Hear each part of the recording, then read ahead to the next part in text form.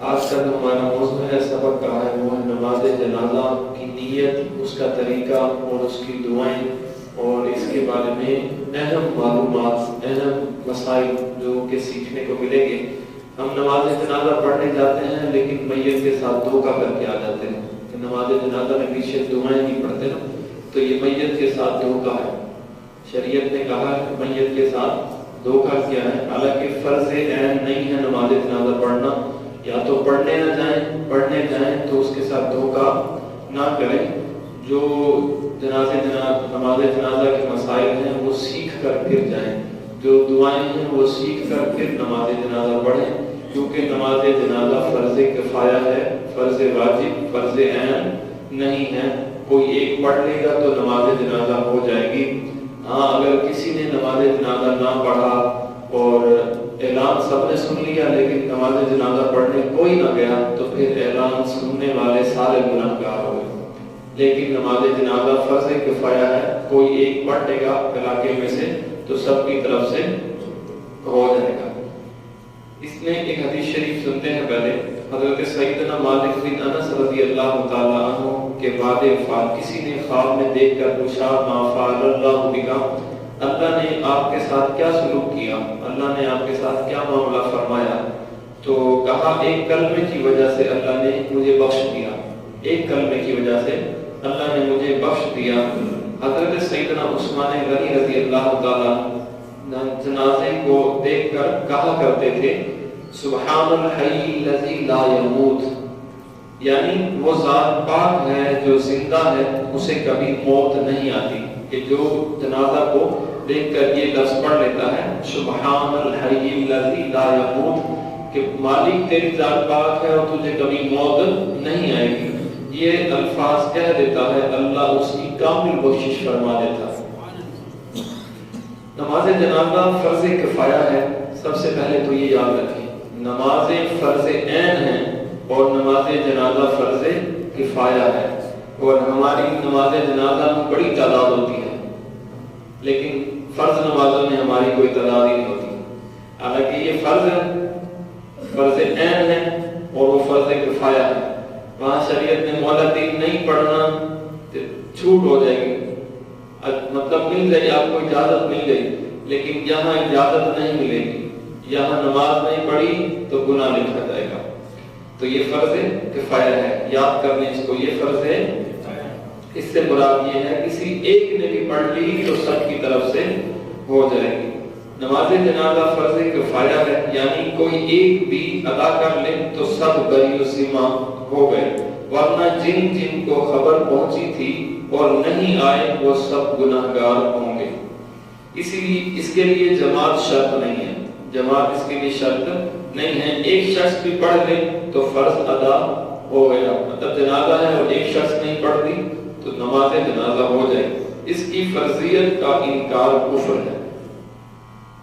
اس کے فرض کو کوئی کہے کہ یہ فرض نہیں ہے تو یہ انکار کرنا کیا ہے؟ کفر ہے۔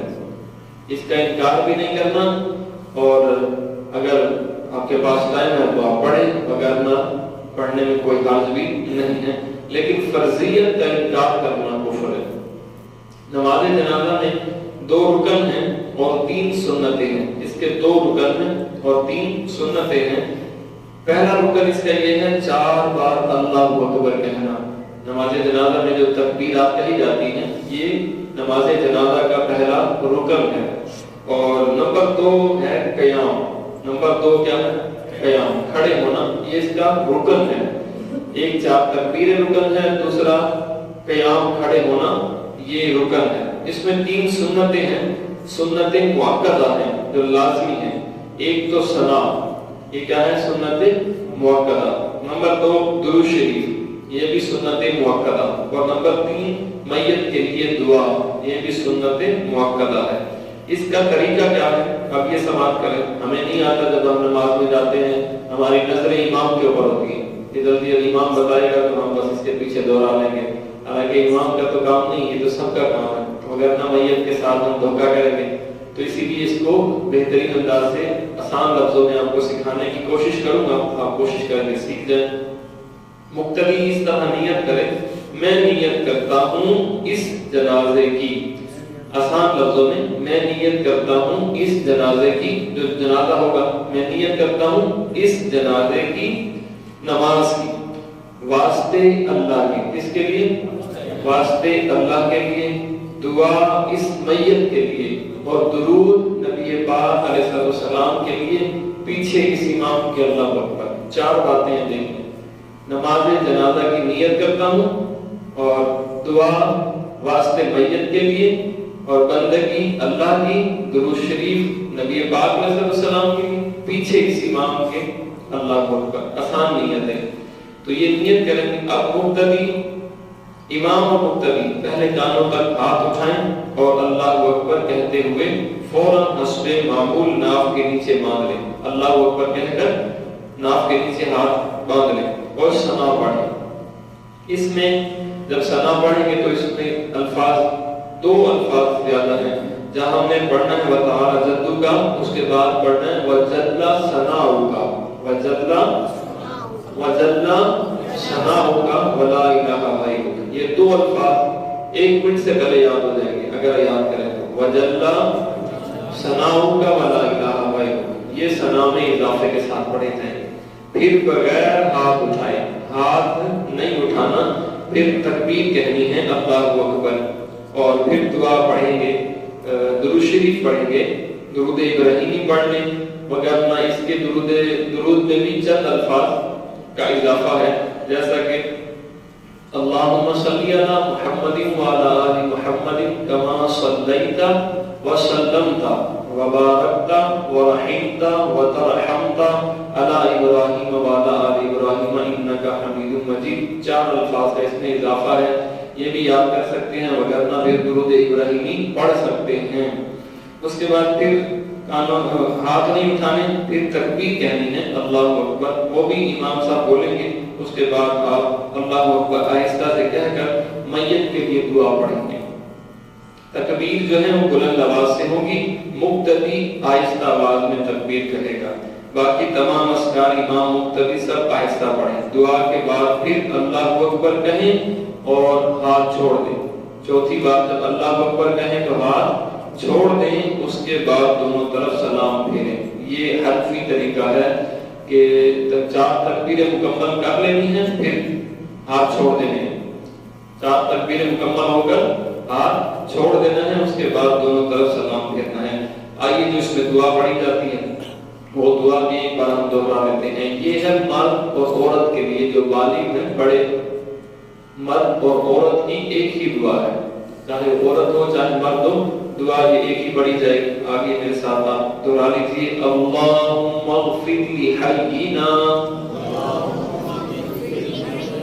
ومیتنا وشاہدنا وغائبنا وصغیرنا وکبیرنا وذکرنا وانثانا، اللہم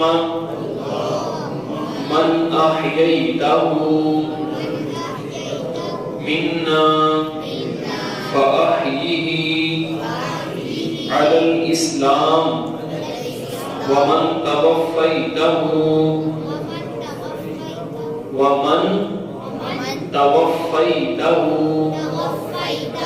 منا فتوفہ علی الایمان۔ اس کا ترجمہ اتنا پیارا ہے نا، الہی بخش دے ہمارے ہر زندہ کو، اللہم اغفر لی حینا، مغفر لی مغفرت فرما لی حینا جو حیات والے ہیں، جو زندہ ہیں، ومیتنا اور جو مردہ ہیں ان کو بھی بخش، جو زندہ ہیں ان کو بھی بخش، وشاہدنا جو حاضر ہیں ان کو بھی بخش، وغائبنا جو نہیں آئے ان کو بھی بخش، وصغیرنا ہمارے چھوٹوں کو بھی، وکبیرنا ہمارے بڑوں کو بھی بخش دے، وذکرنا ہماری عورتوں کو، وانثانا ہمارے مردوں کو، اللہم من احییتہ منا فاحیہ علی الاسلام، الہی تو ہم میں سے جس کو زندہ رکھے تو اس کو اسلام پر زندہ رکھ، ومن توفیتہ منا فتوفہ علی الایمان، اور ہم میں سے جس کو موت دے تو اس کو ایمان پر موت دے. لیکن دعا یاد کرنی چاہیے. اچھا اپنا بالغ بچہ ہو تو اس کے لیے دعا الگ سے پڑھی جائے گی. اللہم اجعلہ لنا فرطا واجعلہ لنا اجرا وذخرا واجعلہ لنا شافعا ومشفعا. یہ لڑکے کے لیے، بالغ لڑکے کے لیے. اب جو بالغ لڑکی ہوگی اس کے لیے الگ ہے. فرق صرف اتنا ہے، اللہم اجعلہ لنا یہ لڑکے کے لیے ہوگی اور عربی میں تا ضمیر اور ہا ضمیر عورت کے لیے ہوتی ہے. تو اللہم اجعلہ لنا، اللہم اجعلہ لنا لڑکے کے لیے اور ہا لنا لڑکی کے لیے. اور اس میں کوئی اضافہ نہیں ہے. آخر میں یہاں پہ لڑکے میں ہے شافعا و مشفعا، لیکن لڑکی کے لیے شافعتن تا ضمیر ہے شافعا. اللہم اجعلہ لنا فرطا واجعلہ لنا اجرا وذخرا واجعلہ لنا شافعتا ومشفعا. یہ لڑکی کے لیے. اب یاد کر لیں، ہا ضمیر اور تا ضمیر لڑکی کے لیے ہوگی اور اللہم اجعلہ لنا آئے گا. اگر اللہم اجعلہ لنا تو پھر وہ لڑکے کے لیے ہوگی. اور مرد عورت کی ایک ہی دعا ہے. جوتے پہن کر آپ نماز جنازہ پڑھ سکتے ہیں، یہ بھی ایک مسئلہ ہوتا ہے. تو یہ سوال کس نے پوچھا، تو اس کے بارے میں کیا کہتے ہیں؟ جوتے پہن کر آپ نماز جنازہ نہیں پڑھ سکتے. اس حالت میں پڑھ سکتے ہیں کہ جوتے بھی پاک ہوں، جوتے کے تلوے بھی پاک ہوں اور نیچے زمین بھی پاک ہو، تو آپ جوتے پہن کر نماز جنازہ پڑھ سکتے ہیں. اگر زمین ناپاک ہے، جوتے کے تلوے ناپاک ہیں، تو پھر آپ جوتے پہن کر نماز جنازہ نہیں پڑھ سکتے. البتہ جوتے اتار کر اس پہ کھڑے ہو کر نماز جنازہ پڑھ سکتے ہیں. حالانکہ مطلب یہ ایک عجیب بات ہے، نماز جنازہ ہم کس کے لیے؟ میت کے لیے پڑھ رہے ہیں، لیکن بندگی کس کی ہے؟ اللہ کی. اللہ کے سامنے ہم جوتے پہن کے کھڑے ہو جائیں، ویسے ہمارا دل نہیں مانے، لیکن شریعت نے اجازت دی ہے کہ اگر آپ کو نیچے نظر آ رہا ہے پٹی یا کوئی گندگی تو آپ جوتے اتار کر اس پہ پیر رکھیں. پھر چاہے جوتے کے تلوے بھی ناپاک ہوں، نیچے زمین بھی ناپاک ہو، اس سے کوئی مطلب نہیں. جوتے اتار کر اس پہ پیر رکھ کے نماز آپ پڑھ سکتے ہیں. غائبانہ نماز جنازہ، اس کے بارے میں شریعت کا یہ حکم ہے، غائبانہ نماز جنازہ نہیں ہو سکتی. غائبانہ نماز جنازہ کچھ حضرات پڑھ لیتے ہیں، تو جنہوں نے بھی پڑھی ہے وہ بھی توبہ کریں، اور اس سے جنازہ کی نماز ہوتی بھی نہیں ہے. مستحب یہ ہے کہ امام میت کے سینے کے سامنے کھڑا ہو، یہ مستحب ہے. جب میت ہی نہیں ہوگی تو پھر کس کی نماز جنازہ پڑھی جائے گی؟ تو امام اعظم ابو حنیفہ رضی اللہ تعالیٰ عنہ کے نزدیک غائبانہ نماز جنازہ، بولے نا جی، غائبانہ نماز جنازہ. اب چند اکٹھے ہی لوگ انتقال کر گئے یا شہید ہو گئے، جس طرح اب کٹھوں کی نماز جنازہ کیسے پڑھی جائے گی؟ تو سب کی نماز جنازہ اکٹھی بھی پڑھی جا سکتی ہے، لیکن جنازہ اس طرح رکھیں کہ ایک رکھیں اس کے سامنے، دوسرا پھر اس کے سامنے. بہتر یہ ہے کہ سینے سب کے امام کے سامنے ہوں، وگرنہ اس طرح بھی لائن کے اندر بھی اکٹھی نماز جنازہ بھی پڑھی جا سکتی ہے. اب آپ کہیں گے عورت اور مرد مر جائے تو دونوں کی دعا تو ایک ہے، بالغ مرد عورت کی دعا ایک ہے. اب عورت یا مرد ہو تو نماز جنازہ اکٹھی بھی رکھ کے ایک ہی بار میں پڑھی جا سکتی ہے. جنازہ میں کتنی صفیں ہونی چاہیے؟ تو جنازہ میں بہتر ہے کہ 3 صفیں ہونی چاہیے. کتنی ہونی چاہیے؟ مگرنہ 3 5 7 کی مقدار میں ہونی چاہیے. اگر لوگ ہی 7 ہیں تو پھر تو ایک امام صاحب بن جائے، 6 بن جائیں گے. پہلی صف میں 3 کھڑے ہوں، دوسری صف میں 2 اور آخری صف میں 1 کھڑا ہو. نماز جنازہ میں سب سے افضل جو صف ہے وہ آخر والی ہے. کون سی ہے جی؟ آخر والی صف، بالکل اس میں افضل ہے کھڑے ہونا. آگے فرماتے ہیں کہ مردہ بچہ کی نماز جنازہ کا حکم، اگر وہ پیٹ کے اندر ہی مر گیا تو اس کی نماز نماز جنازہ نہیں ہوگی، بس اس کو نہلا دھلا کے اس کو دفنانا ضروری ہے۔ اگر اس کا آدھا حصہ یا اس کا پورا یا اس کی سانسیں باہر کچھ نکلی تو اس کی نماز جنازہ بھی ہوگی، اس کا کفن بھی ہوگا، اس کو غسل بھی دیا جائے گا۔ ایک سب سے اہم مسئلہ وہ برکت والا کہ انسان مر جاتا ہے لیکن جو ساتھ جاتے ہیں پھر بھی ان کو نیکیاں مل رہی ہوتی ہیں، وہ یہ ہے کہ نماز جنازہ کو کندھا دینا، نماز جنازہ کو کندھا دینا۔ حدیث شریف میں ہے جو جنازے کو 40 قدم لے کر چلے اس کے 40 گناہ کبیرہ مٹا دیے جاتے ہیں۔ اور گناہ کبیرہ بڑے گناہ ہوتے ہیں جو توبہ اور استغفار سے معاف ہوتے ہیں۔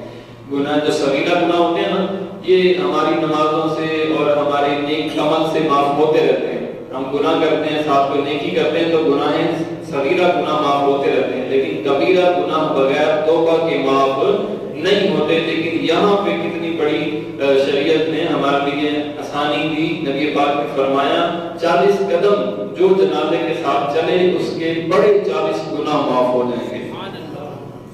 نیز حدیث شریف میں ہے جو جنازے کی چاروں پائیوں کو کندھا دے اللہ اس کی حتمی مغفرت فرما دیتا ہے، کامل مغفرت فرما دیتا ہے۔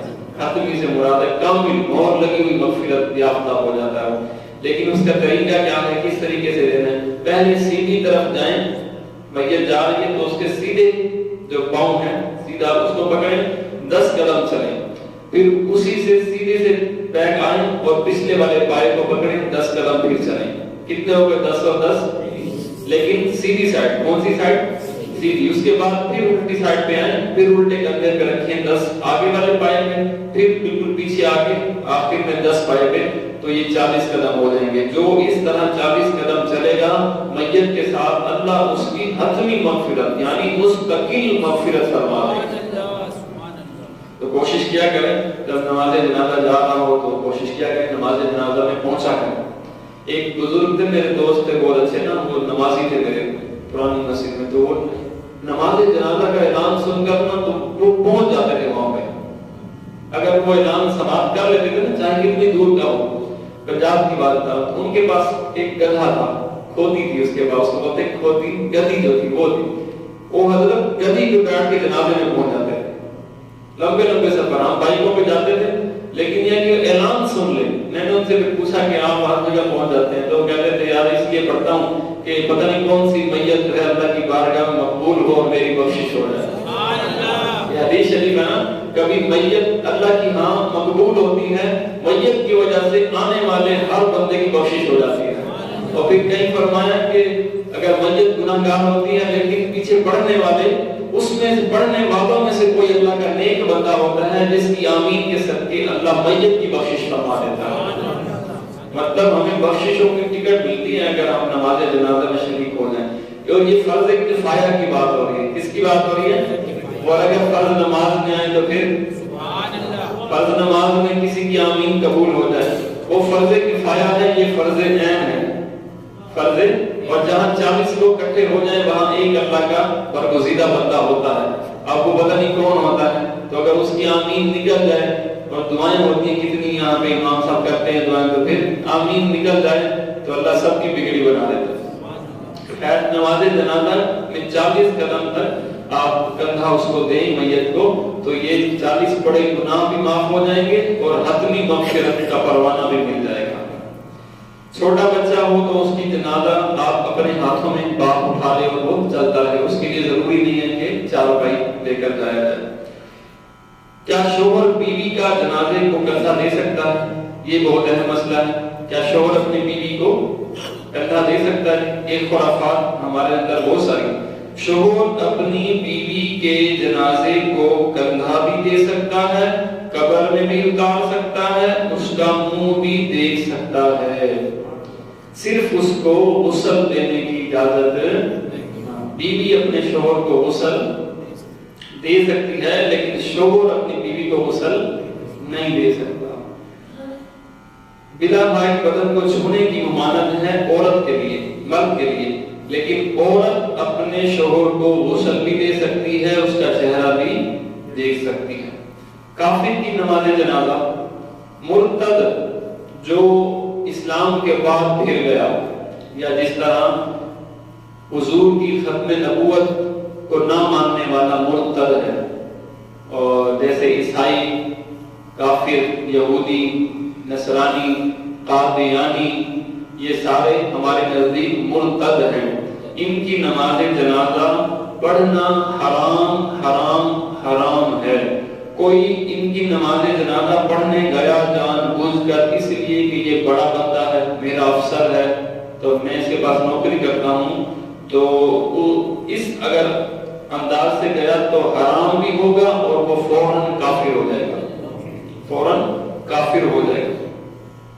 اور اگر کسی مرتد یا کسی کافر کا جنازہ آ بھی رہا ہے تو مسلمان کو چاہیے کہ وہ اس جنازے کی جگہ سے ہی ہٹ جائے، کیونکہ شیطان آگے آگے آگ کا شعلہ ہاتھ میں لیے اچھالتا کودتا خوش ہوتا ہے، چلتا ہے کہ میری محنت ایک آدمی پر وصول ہو گئی تھی. تب شیطان خوش ہوتا ہے کہ اس کو میں نے اسلام قبول نہیں کرنے دیا، ایمان والا اس کو نہیں بننے دیا اس کو میں نے، تو وہ خوش ہو رہا ہوتا ہے. تو ہمیں چاہیے کہ ہم ان کی اگر وہاں سے وہ گزر رہے ہیں تو ہم گزرگاہ سے بھی سائڈ پر ہو جائیں. دنیاوی تمے سے کسی مرتد یا کافر کی نماز جنازہ پڑھنا حرام قطعی اور شدید حرام ہے، اور دینی طور پر اسے کار ثواب، اور مرتد یا کافر کو نماز جنازہ اور دعائے مغفرت کا مستحق جان کر ایسا کیا تو یہ خود مسلمان نہ رہا، اس کا نکاح بھی ٹوٹ گیا. اسے تجدید اسلام اور تجدید نکاح کرنا ہوگا. جیسا کہ کسی نے حضرت اما عائشہ صدیقہ پر جس طرح جنید جمشید بھونکا تھا، مطلب وہ مرتد ہو گیا نا کہ حضور کی گھر والی کے بارے میں اس نے غلط الفاظ استعمال. کوئی صحابہ کو بھونکتا ہے مرتد ہو جاتا ہے، کوئی اولیاء کو بھونکتا ہے اور ایسا بھونکتا ہے کہ وہ اللہ سے اس کو شریک کر دیتا ہے. اور حضور پر تو آنکھیں بند کر کے آپ سمجھ لیں کہ جو حضور کی ختم نبوت کو نہیں مانتا وہ ہمارے نزدیک مرتد سے بھی بڑا کافر ہے، وہ مرتد سے بھی اصغر السافلین سے سب سے بڑا کافر ہے وہ. تو ایسے بندے کی نماز جنازہ آپ پڑھنے گئے، ہم پڑھنے گئے تو ہمارا نکاح بھی ٹوٹ جائے گا اور ہم دائرہ اسلام سے بھی خارج ہو جائیں گے. تو ہم نے بچنا ہے، ہم نے بچنا. ہمارے نزدیک عزت والا وہی ہے جو حضور کا سچا غلام ہوگا. یہ نشانی ہے، کیونکہ جو حضور کو ختم نبوت مانتا ہوگا وہ کبھی مرتد نہیں ہو سکتا، وہ کافر نہیں ہو سکتا. تو یہ کچھ جو مسائل تھے جو ہم نے سنے. اللہ رب العالمین ہم سب کو اس پر عمل کرنے کی بھی توفیق رفیق نصیب فرمائے. قرآن بھی اللہ کا اس کے بارے میں کہتا ہے کہ کسی کے مرتد کی جنازہ پڑھنے کے حوالے سے یہ سورۃ التوبہ کی آیت نمبر 84 میں ارشاد فرماتا ہے اللہ وَلَا تُصَلِّ عَلَىٰ أَحَدٍ مِّنْهُمْ مَاتَ أَبَدًا وَلَا تَقُمْ عَلَىٰ قَبْرِهِ إِنَّهُمْ كَفَرُوا بِاللَّهِ وَرَسُولِهِ وَمَاتُوا وَهُمْ فَاسِقُونَ. ترجمہ کنز ایمان میں، اور ان میں سے کسی کی میت پر کبھی نماز نہ پڑھنا اور نہ اس کی قبر پر کھڑے ہونا، بے شک اللہ اور رسول سے منکر ہوئے اور فسق کفر ہی میں مر گئے. یہاں سے ایک نقطے کی آپ کو بات بتا دوں، کافروں کے جنازے نہیں اٹھتے، کافروں کے جنازے نہیں اٹھاتے، وہ تو جلا دیتے ہیں، کوئی آگ میں ڈال دیتا ہے، کوئی کیا کرتا ہے. اس قرآن کی آیت نازل ہونے میں یہ اس میں فرمایا جا رہا ہے کہ جس کی نماز جنازہ پڑھی جا رہی ہو لیکن ہو مرتد ہو، وہ کون ہوگا؟ وہ حضور کا گستاخ ہوگا. کیونکہ نماز جنازہ مسلمان ہی پڑھیں گے، تو نماز جنازہ ہمارے اندر ہے، لیکن ہمارے اندر کس کی نماز جنازہ نہ پڑھی جائے، اس کی نہ پڑھی جائے تو حضور کا گستاخ ہو. جو حضور سے وفاداری نہ کرے اس کی نماز جنازہ بھی نہ پڑھو، اس کی قبر پر بھی جانے سے منع کیا. کس نے منع کیا؟ اللہ نے قرآن میں. اور یہ اس کو بولتے ہیں دلیل قطعی، جس کا انکار کرنا بھی ہمارے نزدیک حرام ہے، کیونکہ قرآن کا فیصلہ ہے، اللہ کا فیصلہ ہے. حضرت سیدنا جابر بن عبداللہ رضی اللہ تعالی عنہما سے روایت ہے، سرکار مکہ المکرمہ صلی اللہ علیہ وسلم نے ارشاد فرمایا کہ اگر وہ بیمار پڑیں تو پوچھنے نہ جاؤ، مر جائیں تو جنازے میں حاضر نہ ہو. مرتدوں کے لیے، کافروں کے لیے، یہودیوں کے لیے، نصرانیوں کے لیے کبھی کبھی دل میں خیال بھی آ جائے یار ہمارے ساتھ بندہ عیسائی ہے، کام کرتا ہے، بڑا دل کا اچھا ہے، بڑے سال سے کام کر رہا ہے، اگر اسے گھر کوئی بیمار ہو گیا تو جانا چاہیے، تو ہمارے نزدیک ان کی قریب ان کے پاس جانا، ان کی تیمارداری کرنا ناجائز اور حرام ہے۔ ہم کبھی کبھی سوچتے ہیں نا تو یہ بہت نازک مسئلہ ہے، ہم تو کہتے ہیں چلو یار ان کی اماں بیمار ہو گئی ہے، چلو ہم پیسے کچھ دیں گے، ہمارے نزدیک ان کی عیادت کرنا بھی ناجائز اور حرام ہے۔ اللہ رب العالمین ہم سب کو ان تمام مسائل پر عمل کرنے کی توفیق رفیق نصیب فرمائے، آمین بجاہ نبی امین صلی اللہ علیہ وسلم۔ اہل تشیع کافر ہیں، پوچھنے والی بات ہے کہ ہمارے نزدیک